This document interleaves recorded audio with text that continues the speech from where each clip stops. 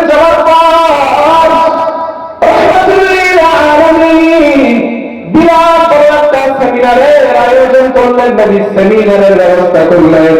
আল্লাহ রাসূল চিন্তা করলেন এখানে বুখারী বর্ণনায় 49 জন নেতাকে নবী ইনভাইট করলেন।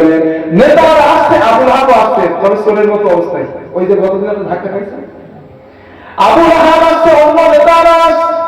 রাহমাতুল লিল আলামিন আল্লাহ রাসূল ওই নেতাদের সামনে একটা ভাষণ দিলেন, আর খুতবা দিলেন, আর নবীজি বললেন ইন্নী রাসূলুল্লাহি ইলাইকুম খাসসা, হে আমার মানুষ, আমি মুহাম্মদ তোমাদের জন্য আল্লাহর পক্ষ থেকে রাসূল, ওয়ালান নাসি আম্মা, এবং গোটা পৃথিবীর মানুষের জন্য আল্লাহ আমাকে রাসূল করে প্রেরণ করেছেন। আল্লাহ নবী এই কথা বলে বললেন ওয়াল্লাহি লা তামুতুনা কামা তানামুন, রাতের বেলা তোমরা যেমন ঘুমিয়ে যাও এভাবে একদিন তোমরা মরে যাবা।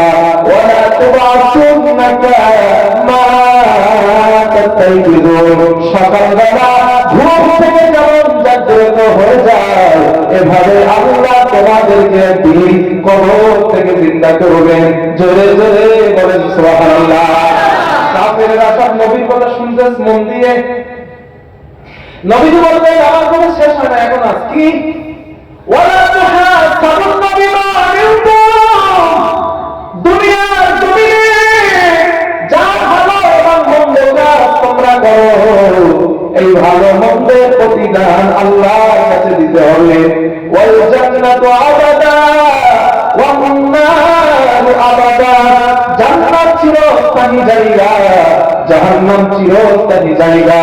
নবীজি এই দাওয়াত দেওয়ার পর সেমিনারে বসে বললেন, আর কিছু বলে না। দেখি এবার কাফেররা কি বলে। এখান থেকে আমাদের শিক্ষা কি? হুজুর সাল্লাল্লাহু আলাইহি সাল্লাম নিজে দাওয়াত দেওয়ার আগে বৈশিষ্ট্য বর্ণনা করেছেন। আমার যদি নবী বলে মানো জান্নাত পাবা, আমার আল্লাহর যদি রব বলে মানো শান্তিতে থাকবা, তবে তোমরা যা করতেছো হিসাব দিতে হবে। আপনি ওই কওমের নেতাদেরকে আইতে আনার পর নিজের ভালো ভালো বৈশিষ্ট্য বর্ণনা করবেন, যে আমি যদি ভোটে জিততে পারি আমি আপনার জন্য এই ফ্যাসিলিটি দেব, আমি যদি জিততে পারি আপনার কওমের জন্য দিব। তবে এখন বলছেন পরে দিবেন না, এটা করলে কিন্তু হবে না। ভোটের আগে তো সব বলে, পরে তো ভুলে যায় না, এইটা করলে হবে না। নবী শেখাচ্ছেন ওইভাবে যদি চলতে পারেন সফল হওয়া যাবে ইনশাআল্লাহ। নবীজি এটা বলে সেমিনারে বসে পড়ে, কাফেররা দেখি কি বলে। আবু তালিব নবীর আপন চাচা দাঁড়িয়েছে, দাঁড়িয়ে বলেন ভাতিজা মুহাম্মদ ইনজিলি মা উমিরতা, ও ভাতিজা মুহাম্মদ তোমার রব তোমাকে যে ব্যাপারে আদেশ দিয়েছে তুমি তোমার কর্ম পদ্ধতি নিয়ে সামনে এগিয়ে যাও। লা আযুলু আনুকা, আমি আবু তালিব যতদিন দুনিয়াতে জীবিত থাকবো আমি তোমাকে ছায়া হিসাবে অভিভাবক হিসাবে সংরক্ষণ করব। জোরে জোরে বলেন সুবহানাল্লাহ। ভাতিজা কোনো টেনশন নাই, আমি কথা দিচ্ছি আমি যতদিন দুনিয়াতে থাকবো আমি তোমার তো বাবা নাই, আমি তোমার বাবার মতো সাহাবা হয়ে তোমার পাশে দাঁড়াবো। যাও তোমার রব তোমার যে দায়িত্ব দিয়েছে ওই দায়িত্ব তুমি পালন করো। নবী চিন্তা করলেন যা চাচা ইমান না আনলেও পক্ষে তো আসছে, আর আবু তালেব তখন কাবার মতো একটা পাওয়ার আছে, এমপি মানুষ পাওয়ার আছে। এখন নবী সাল্লাল্লাহু আলাইহি সাল্লাম চিন্তা করলেন আবু তালেব যেহেতু আমার পক্ষে সেহেতু আর নেতাদেরকে দাওয়াত না, এবার গোষ্ঠী শুদ্ধ দাওয়াত দিব। ওই গ্রামের নেতা যদি মাতা যিনি গ্রামের ভালোবাসার লোক যিনি ওনারা আয়ত্ত করার পর এবার ওনারে নিয়ে যখন আপনি গ্রাম নবীরে দাওয়াত দিবেন গ্রামের মানুষ আপনার কথা অ্যাকসেপ্ট করবে। হুজুর সাল্লাল্লাহু আলাইহি ওয়াসাল্লাম তাই করলেন। চাচা যখন নিজের পক্ষে আসবে, আবু লাহাবের কিছু ভক্ত আছে। বুখারীর বর্ণনা দৃষ্টান্ত নাম্বার 3, সাইদা আলাল জাবাল আলা সাফা, আল্লাহ রাসূল সাফা পাহাড়ে দাঁড়ালেন। নবী সাফা পাহাড়ে দাঁড়ায়া বিভিন্ন গোত্রের নাম ধরে ধরে আল্লাহ নবী আহ্বান করলেন। আল্লাহ নবী বলেন ইয়া বানি হাশিম, হে হাশিম বংশের জনগণ, ইয়া বানু কাইনুকা, হে কাইনুকা মক্কা বংশের জনগণ, ইয়া বানু নাযির, হে নাযির গোত্রের জনগণ, এমন গোত্রের নাম ধরে ধরে আল্লাহ রাসূল আহ্বান করলেন। হাজার হাজার মানুষ সাফা পাহাড়ের তলদেশে হাজির। আল্লাহর নবী দাওয়াত দিবেন এর আগে নবীজি বললেন, হে আমার বিভিন্ন গোত্রের মানুষেরা, লাউ আরাআইতাকুম আন্না খাইলান বিল ওয়াদি, আমি মুহাম্মদ যদি তোমাদেরকে বলি এই পাহাড়ের পিছনে একদল ঘোর সবার অপেক্ষা করছে, তুরিদু আন তুদিরা আলাইকুম, যারা তোমাদের পরে অতর্কিত হামলা চালাবে, অকুনতুম মুসাদ্দিকিয়া, তোমরা আমি মুহাম্মাদের কথাটা কি বিশ্বাস করবে? নবী এটা জিজ্ঞেস করেছেন। কেন জিজ্ঞেস করছেন? এই জন্য জিজ্ঞেস করেছেন, আচ্ছা আপনারা একটু বলেন আমারে, নবী কি এই সমস্ত মানুষের সামনে ডাইরেক্ট এ কথা বলতে পারতেন না যে আমি নবী ঈমান আনলাম? কথা বলেন আপনারা, বলতে পারতেন না, দিতে পারতেন, কিন্তু নবী দিলেন না। কেন? আগে নিজের ব্যাপারে জনগণের কাছ থেকে সার্টিফিকেট নিলেন। আমি নবী যদি বলি, মুহাম্মদ যদি বলি এই পাহাড়ের পিছনে একদল ঘোড়সওয়ারি সশস্ত্র অবস্থায় দাঁড়ানো তোমাদের উপরে আতঙ্ক হামলা করবে, আমি মুহাম্মাদের এই কথাটা কি তোমরা বিশ্বাস করবে? নবী জিজ্ঞাসা করেছে। এখন কাফেররা কি বলল? হাদিসের বর্ণনা কাফেররা বলল, মুহাম্মদ ক্বালু নাম, হ্যাঁ অবশ্যই আমরা বিশ্বাস করব। নবী বললেন, কেন বিশ্বাস করবা? কাফেররা জবাব দিল, মা জাওয়াবনা আলাইকা ইল্লা সিদকা, এই জন্য বিশ্বাস করব কারণ আমরা তোমাকে কোনদিন মিথ্যা বলতে শুনি নাই। ওরা নবী বলতেন, সত্য আমি মিথ্যা বলি না, 100%। আরে মুহাম্মদ, আমরা যদি তোমার মিথ্যা মনে করতাম তাহলে কি তোমার কাছে আমরা টাকা পয়সা আমানত রাখতাম? না, আমরা তোমার বিশ্বাসী বলি, আমরা তোমার আল আমিন বলি, তুমি যা বলবা তাই সত্য। নবী দেখলেন দিস ইজ দ্য মোমেন্ট, সেটাই সুযোগ। রাসূলুল্লাহ বলেন, শোনো, ফাইন্নামা আনা নাযীরুন লাকুম বাইনা ইয়াদাই আযাবিন শাদীদ, আমি মুহাম্মদ তোমাদেরকে জাহান্নামের ভয় দেখাই, আমি তোমাদেরকে জান্নাতের সুসংবাদ দেই।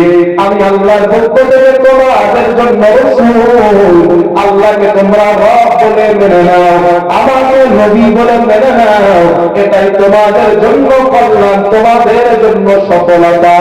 আল্লাহর নবী এই কথা বললেন, ওই আবু লাহাব দাঁড়িয়ে যায়। যে আবু লাহাব একটু আগে বলছিল, মুহাম্মদ তুমি জীবনে মিথ্যা কথা বলো না, ওই আবু লাহাব দাঁড়িয়ে বলে, মুহাম্মদ তাব্বাত লাকা সাইয়াল ইয়াউমা লিহাযা জামাতানা ওয়া ফি রিওয়ায়া ওয়া লিহাযা দাউতানা ইয়া মুহাম্মদ, হে মুহাম্মদ তুমি আমাদের সারাটা দিন নষ্ট করেছো, তুমি ধ্বংস হয়ে যাও, তোমার দিনটা ধ্বংস হয়ে যায়। চলে বলেন নাউযুবিল্লাহ। ও নবী ধ্বংস কামনা করছে। আল্লাহ জিবরাইলকে বলে, জিবরিল ইযহাব ইলা মুহাম্মদ, জিবরিল নবীর কাছে যা, তাড়াতাড়ি যা, দেরি করিস না। এক ধাক্কায় নবীর কাছে আসছে, হুজুর ঘটনা অন্য কিছু। কি? আবু লাহাব আপনার ধ্বংস কামনা করছে, আল্লাহ সহ্য করতে পারে নাই। কেন? সূরা লাহাব আল্লাহ নাযিল করেছে আবু লাহাবের নামে। মুখস্থ আছে না আপনাদের সূরা লাহাব? তাব্বাত ইয়াদা, এটা আমার সাথে একটু পড়েন আপনারা।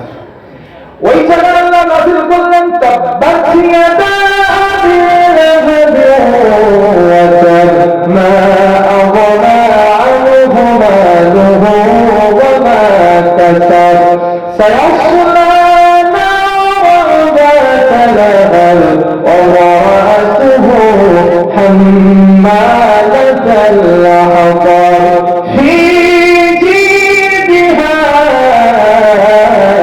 হাবলুম মিন মাসাদ। জোরে বলেন আল্লাহু আকবার। আল্লাহ বলেন, আমার নবী ধ্বংস কামনা করলি না, তাব্বাত ইয়াদা আবি লাহাব, আমি আল্লাহ আবু লাহাবের হস্ত ধ্বংস করে দিলাম। জোরে জোরে বলেন সুবহানাল্লাহ। আল্লাহ বলেন, শুরু হয়ে ধ্বংস করি নাই, ওর স্ত্রী উম্মে জামিলারও ধ্বংস করলাম, সব শেষ। নবী যখন এই আয়াত যখন আল্লাহ নাযিল করলেন, আবু লাহাবের ছেলের নাম হলো উতাইবা। কি নাম? সবাই বলেন উতাইবা। বুখারীর বর্ণনা, উতাইবার কানে খবর আসছে আমার মুহাম্মাদের আল্লাহ আমার মাকে আব্বাকে ধ্বংসের কথা বলেছেন। নবীর উপরে বিরাট রাগ। হুজুর সাল্লাল্লাহু আলাইহি ওয়াসাল্লাম কাবার চত্বরে বসে বসে কোরআন পড়ে। ওই উতাইবা নবীর কাছে গেছে, মুহাম্মদ কাবায় কোরআন পড়া যাবে না, তুমি তোমার বাড়িতে গিয়ে কোরআন পড়ো। আল্লাহ নবী বললেন, উতাইবা কাবা আল্লাহর ইবাদতখানা, যার যা মন চাইবে আল্লাহর ইবাদত করবে, এটা কারো বাবার পৈতৃক সম্পত্তি না। ঠিক তো? নবী বলেন আমার মন চাই আমি কোরআন পড়ি, তোমার সমস্যা কি? এই কথা রাসূল যখন বললেন, উতাইবা নবীকে গালাগালি করা আরম্ভ করছে। রাত মনে মনে গালাগালি করা আরম্ভ করেছে। রাসূল সাল্লাল্লাহু আলাইহি ওয়াসাল্লাম কোনো কথা বলেন না। এক পর্যায়ে হাদিসে আসছে, ওয়া শাক্কা কামিসা, উতাইবা নবীর জামা ধরে টানাটানি আরম্ভ করলো। জামাটা টানতে টানতে ছিঁড়ে যায়। মানুষ তাকায়া তাকায়া রাসূলের দিকে দেখে, উতাইবা মুহাম্মাদের জামা টানতে টানতে ছিঁড়ে ফেলছে। আমার রাসূল কোনো কথা বলেন না।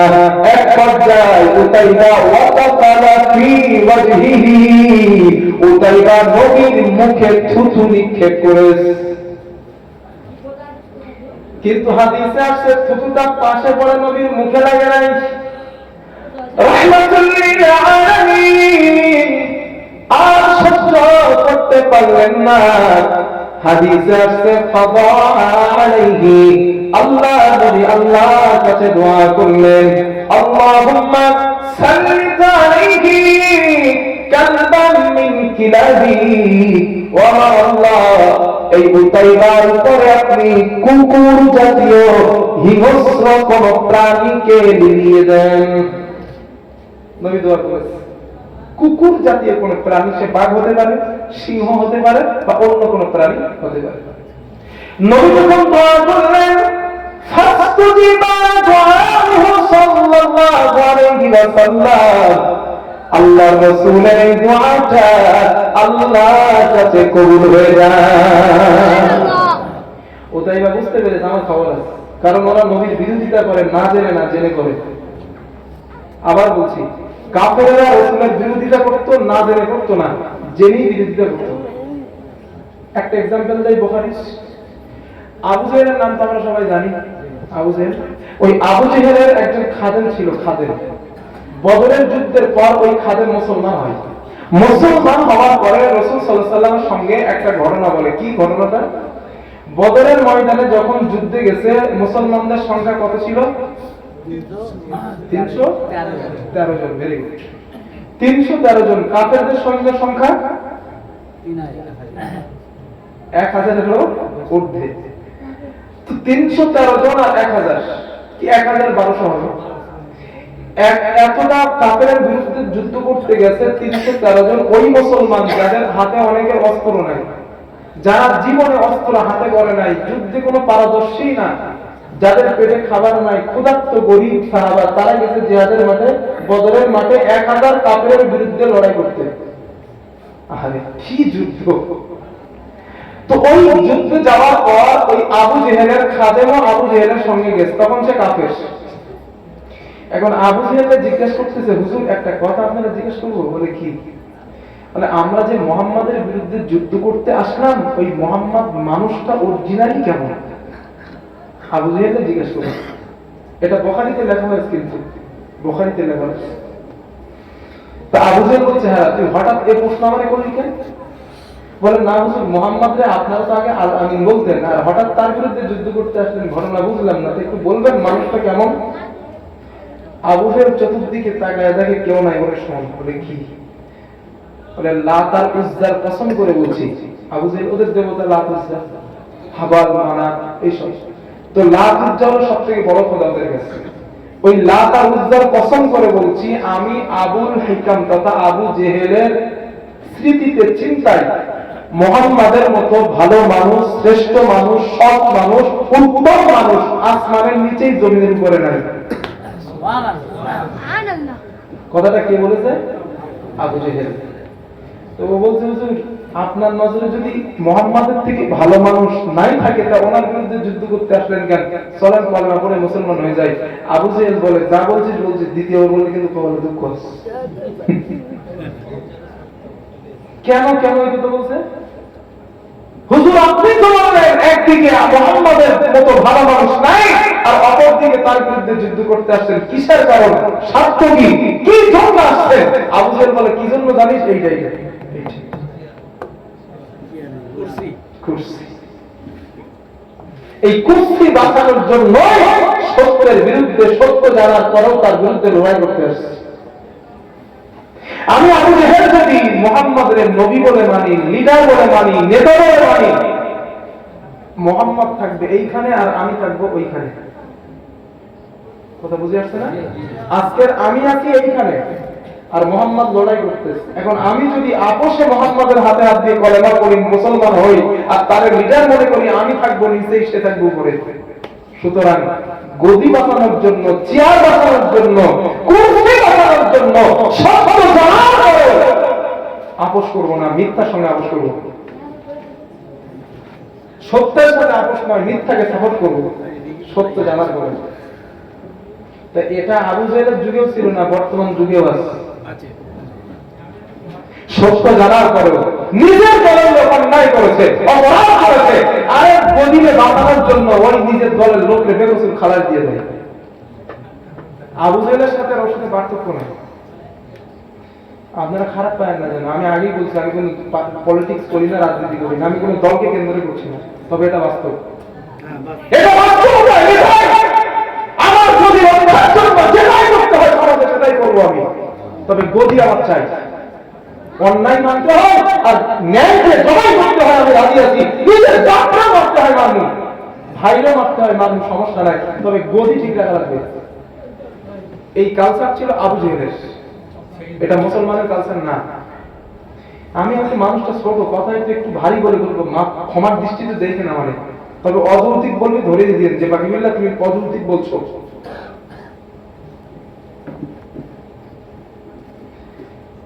কষ্ট পাচ্ছেন যদি আমাদের আমার বন্ধুগণ, তো রাসূলুল্লাহ সাল্লাল্লাহু আলাইহি ওয়াসাল্লাম ওই উতাইবার জন্য আল্লাহর কাছে যখন দোয়া করলেন, ফাসতুজিবা দুআউহু সাল্লাল্লাহু আলাইহি ওয়াসাল্লাম, আল্লাহর নবীর এই দোয়াটা আল্লাহর কাছে কবুল হয়ে যায়। উতাইবা বুঝতে পেরেছে আমার অবস্থা ভালো হবে না, মনটা মলিন করে বাড়ি চলে যায়। কয়েকটা দিন চলে যাওয়ার পর কুরাইশ কিছু মানুষদের সঙ্গে উতাইবা সফরের উদ্দেশ্যে বার হয়েছে। চলতে চলতে ফানাজালু ফি মাকানিন মিনাশ শাম ইউকালু লাহু আয-যারকা, শামের জারকা নামক একটা এলাকা, ওই জারকা নামক এলাকায় তারা যাত্রা বিরতি দিয়েছে। রাতের বেলা তারা সেখানে রাত কাটাবে, রাতের বেলা তারা জারকা নামক এলাকায় থাকবে, এই চিন্তা করে তারা সেখানে যাত্রা বিরতি দিয়েছে। হাদিসে আসছে রাতের বেলা একটা হিংস্র সিংহ তাদের আশেপাশে ঘোরাফেরা করছে। উতাইবা কুরাইশদের বলে, আমি কিন্তু শেষ। বলে, কেন? তোমাদের কি মনে হয় মুহাম্মদ যেদিন মক্কায় মুহাম্মাদের জামা ছিঁড়েছিলাম, মুখে থুতু মেরেছিলাম, ওই দিন মুহাম্মদ আমার বিরুদ্ধে তার আল্লাহর কাছে দোয়া করেছিল। আজ আমি বুঝতে পারলাম মুহাম্মদ মক্কায় বসে তার আল্লাহর সঙ্গে যোগাযোগ করে শামের জারকা নামক এলাকায় আমার উপরে সিংহ লেলিয়ে দিয়েছে। জনগণ বলে, টেনশন করো না, আমরা তো আছি, তুমি তাবুর মাঝখানে ঘুমাবা, আমরা চতুর্দিকে ঘুমাবো। আল্লাহ ঘুম করে বললো, ঘুম, ওদেরকে ধর। যারা পাড়া দিচ্ছিল ওদেরকে ধর, আর আল্লাহ হুকুম তো ঘুম শোনে, কেন বলতে? ঘুম কার হুকুমে আসে? আল্লাহর হুকুমে। আর ঘুম এমন বস্তু, ঘুম আসলে কিন্তু কারো আর সজাগ থাকার সুযোগ নাই। একদিন কি হয়েছে, মানে শরীর দুর্বল ছিল, স্টেজে বক্তব্য দিতে দিতে এত দুর্বল হয়ে গেছে শরীর, এত ঘুম আসছে, বক্তব্য দিতে ঘুমিয়ে পড়ছে। জনশ্রোতা আমাদের বলছে, হুজুর মানে আপনি ঘুমিয়ে গেছেন, মানে বক্তব্য দিতে দিতে ঘুমিয়ে পড়ছে, এত ক্লান্ত হয়ে গেছে। তো লাস্টে আর বক্তব্য দিতে পারি না, শেষ করে দিয়েছিলাম। তো ঘুম এমন জিনিস, বক্তব্য দিতে দিতে ঘুমিয়ে পড়ছি, মানে বুঝতে পারছেন কেমন ঘুম। তো বিষয়টা হলো এইটাই। মুসা নবীর নাম শুনছেন, আর একটু ভালো করে বুঝিয়ে দিই মুসা নবী। তো মুসা আলাইহিস, মজার একটা কথা, মুসা আলাইহিস সালাম আল্লাহ একদিন বলতেছে, আল্লাহ আপনি কি ঘুমান না আল্লাহ? তো মুসা নবী বলছে, আল্লাহ বলছে, মুসা তুমি দেখতে চাও না শুনতে চাও? তো মুসা সাল্লাম বলছেন, আল্লাহ যদি একটু দেখাইতেন তো ভালো হইতো, একটু যদি দেখাতেন তো ভালো হতো। আল্লাহ বলেন, আচ্ছা ঠিক আছে, তোমার দেখাবো, 2 গ্লাস পানি নাও। এক্সাম্পল স্বরূপ বলছি, এটা 1 গ্লাস পানি। মুসা 2 হাতে 2 গ্লাস পানি নাও, নিয়ে দাঁড়াও। মুসা নবী দাঁড়িয়ে গেছে। আল্লাহ ঘুমরে বললো, ঘুম মুসারে ধর। ঘুম এসে মুসা নবীরে ধরেছে। এখন ঘুমের মধ্যে একটা গ্লাস হাতের পানি নিচে পড়ে গেছে। যেই নিচেই পড়ে গিয়েছে, আল্লাহ বলছে মুসা, আল্লাহ ঘুমরে বলে, ঘুম এবার মুসারে ছাড়। মুসা নবী ভাবলেন ঘটনা কি, হাতে টাকায় দেখেন 1 গ্লাস আছে আর একটা গ্লাস নিচে। আল্লাহ ডাক দিল, মুসা আর একটা গ্লাস। আল্লাহ কখন পড়েছিল বুঝি নাই, ঘুম আসছিল তো গ্লাস পড়ে গেছে। আল্লাহ এবার বললেন, মুসা তুমি ঘুমের কারণে দুটো গ্লাসকে কন্ট্রোল করতে, হেফাজত করতে পারো নাই। আমি তো তোমার সেই রব, গোটা পৃথিবীটারে কন্ট্রোল করি। আমি তো তোমার সেই রব, আটলান্টিক মহাসমুদ্রের নিচে কাঠের সঙ্গে পাথরের সঙ্গে সিমেন্টেড হয়ে থাকা ছোট্ট পোকা খোদার যন্ত্রণায় চিৎকার মারলে আমি তার আওয়াজটা শুনি। ওমা মিন দাব্বাতিন ফিল আরদি ইল্লা আলাল্লাহি রিজকুহা। আমি তো তোমার সেই রব, গোটা পৃথিবীর সমস্ত প্রাণীকে রুজি দেই। সুতরাং আমি রব যদি ঘুমিয়ে যাই, অবস্থা আমি আল্লাহ যদি ঘুমিয়ে যাই, এদের অবস্থা কি হবে? সুতরাং মুসা কি বুঝলা? না মাবুদ, তুমি তাহলে মোটেও ঘুমাও না। আল্লাহ বলেন, মুসা শুধু ঘুম না, না তাখুযুহু সিনাতুন ওয়ালা নাউম। ঘুম তো দূরের কথা, ঘুমের আগে যে একটা তন্দ্রা আসে না, জুমার দিন তো আপনারা সব মসজিদে যান, কাজ কাম করে যখন ইমাম সাহেব হুজুর খুতবার জন্য মেম্বারে দাদা কিরকম হয়েছে, আমি হুজুর আমি খুতবা নিয়েও তৈরি করবো না, রাত জায়গা থাকে। এই যে আপনাদের এখান থেকে আজকের বাড়ি যাবো, আমার বাড়ি যেতে মিনিমাম 3টে বাজবে, 4টে বাজবে, ফজরের নামাজ পড়ে শোবো, আবার ক্লাস রয়েছে, আবার উঠতে হবে। কালকে মাহফিল করে বাড়ি গেছি সকাল 7টায়, ফজর পড়েছি রাস্তায়, নিয়ম করেছি 1টার বেশি সভা করবো না। এরকম হচ্ছে যে ফোন করছে যে আমার সাথী ভাই, যেই বলছি ভাই আমি 1টার বেশি করবো না, আমি যাবো না, আমার শরীর পাচ্ছে না, তোমার বিরাট ভাব বেড়ে গেছে। যখন বলছি 1টার বেশি করবো না, তোমার বিরাট ভাব বেড়ে গেছে, তুমি 1টা ঘন্টার জন্য আসো। এই যেখানে আমি ছিলাম, উনি একজন হুজুর সম্পর্কে, আমি যাচ্ছিলাম না ওখানে, টোটালি এই পশ্চিম মেদিনীপুরে এই ঘাটালে ওখানে টোটালি যাবো না। বলছে বাকিবুল্লাহ, তোমার কাছে আমার দাবি 1টা ঘন্টার জন্য হলেও আসো, 1টা ঘন্টার জন্য। ওই রিকোয়েস্ট না তো আপনাদের তো আমি আগাই থাকতাম এই একটা মাহফিল নিয়ে। তো এই অবস্থা জুমার দিন যখন খুতবায় দাঁড়ায়, খুতবা হাতে নিয়ে ঘুমায় পড়েছে। এই যে ঘুমের আগে যেটা আসে ঘুম তন্দ্রা, ওটারে আরবিতে বলা হয় সিনা। কি বলে? সিনা, সিনা, সিনা। আর এরপরে আমরা যে একেবারে ঘুমায় যাই, ওই ঘুম আসলে নাকের আওয়াজের ট্র্যাকের আওয়াজ যখন ফেল হয়ে যায়, ওই যে নাক ডাকায়, ওটারে আরবিতে বলে নাউম। নাউম। আর ঘুমের আগে যে তন্দ্রা আসে ওটারে বলে সিনা। আল্লাহ আয়াতুল কুরসির মধ্যে বলেন, ও দুনিয়ার মানুষ, আমি রবের নাম তথা ঘুম আসা তো দূরের কথা, লা তাখুযুহু সিনা, সিনা, সিনা। ওই ঘুমের আগে সিনাটাও, তন্দ্রাটাও আমি আল্লাহ কখনো আসে না, আমি আল্লাহ আসে না। আমার বন্ধুগণ, আল্লাহ যখন বলল ঘুম ওদেরকে ধর, ঘুম ওদেরকে ধরলো। যারা নিরাপত্তার দায়িত্ব নিয়েছিল তারা সবাই ঘুমিয়ে গেছে। আল্লাহ সিংহকে বললেন, সিংহ এবার উতাইবারে ধর। সিংহ এসে উতাইবার গলা ধরে। যারা বলছিল চাচা, যারা বলছিল বাঁচাবো, ওদের অবস্থা হয়েছে চাচা আপন করেন বাঁচা, ওরা সব দিতে দোষ। মুহাদ্দিসরা লেখেন, হাদিসের ব্যাখ্যা, সিংহ তার ভাষায় উতাইবারে বলছিল, উতাইবার তুমি রাসূলের সঙ্গে যে গুস্তাখি করেছিলে, এই গুস্তাখির প্রতিশোধ আমি আল্লাহ সিংহের মাধ্যমে নিয়ে নিয়েছে। একটু মন খুলে বলেন উতাইবা শেষ। আবু লাহাব তো লিডার, আবু লাহাব তো ছেলে। জনগণ বাড়িয়েছে বলে উতাইবার সিংহ ধরছে। আবু লাহাব বুঝতে পেরেছে এই কাজ মুহাম্মাদের ছাড়া কারণ না। ওরা তো জানে এই কাজ মুহাম্মাদের ছাড়া কারণ না। তারা আরো শত্রুতা বাড়িয়ে দিল। হুজুর সাল্লাল্লাহু আলাইহি ওয়াসাল্লাম কাবার চত্বরে নামাজের জন্য গেলেন। আবু জেহেল শুধু আবু জেহেল না, আবু লাহাব গোষ্ঠী শুদ্ধ হাদিসে আসছে ওয়াসহাবুল লাহু জুলুস। আবু জেহেলের বন্ধু বান্ধব আবু লাহাব শুদ্ধ গেছে। আবু জেহেল বলল শোনো, ফায়ারুহু আলা যাহরি মুহাম্মদ ইদা সিজদা, মুহাম্মদ যখন সিজদায় চলে যাবে উটের নাড়ি ভুঁড়িগুলা নিয়ে মুহাম্মাদের পিঠের উপরে চাপিয়ে দিবা। এই কাজটা তোমাদের মধ্যে কে করতে পারবে? হাত উঁচু করো। আবু লাহাব জিজ্ঞেস করছে জনগণের। একজন ব্যক্তি হাত তুললেন, ওর নাম হাদিসে আসছে উকবা ইবনে আবি মুআইদ। কি নাম বলেন? আচ্ছা এতটা মনে রাখতে হবে না, শুধু উকবা মনে রাখেন।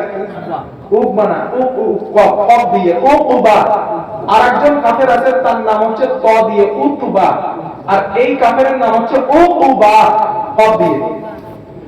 উকবা ইবনে আবি মুআইদ দাঁড়িয়ে গেছে।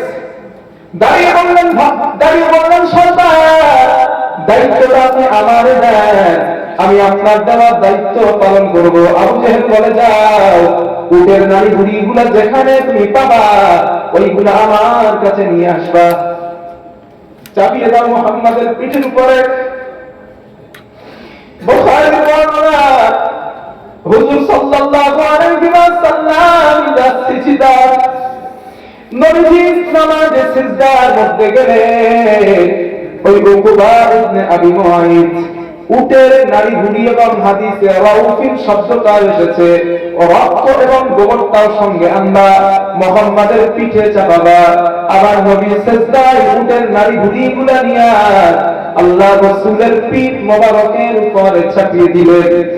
আবার রাসূল মাথা ওঠাতে পারেন না, নবীজি সিজদার মধ্যে সময় চলে যায়, মাথা ওঠাতে না পারার এই দৃশ্যটা কাফেররা দেখে হাদিসে আসছে ফায়াদাহু বাদুহুম লিবাদিন।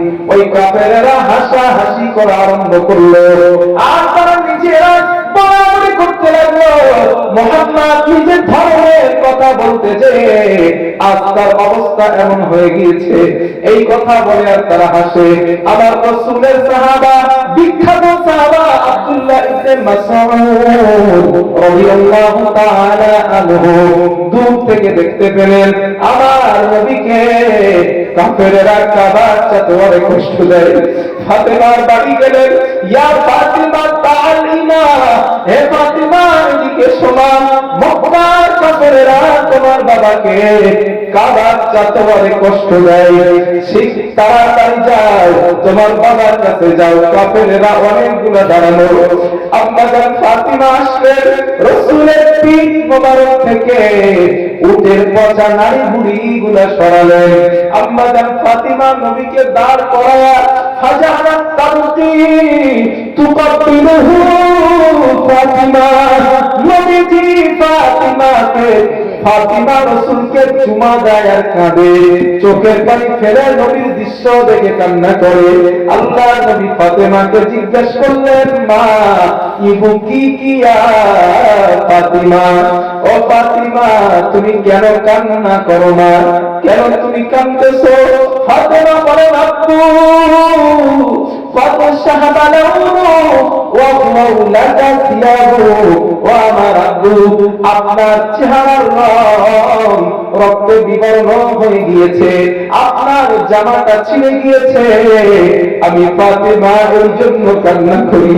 আমার রাসূল ফাতিমার মাথায় হাত দিলেন আর বললেন, লা তাবকি ইয়া ফাতিমা, ও ফাতিমা তুমি কান্না করো না, ইন্নাল্লাহ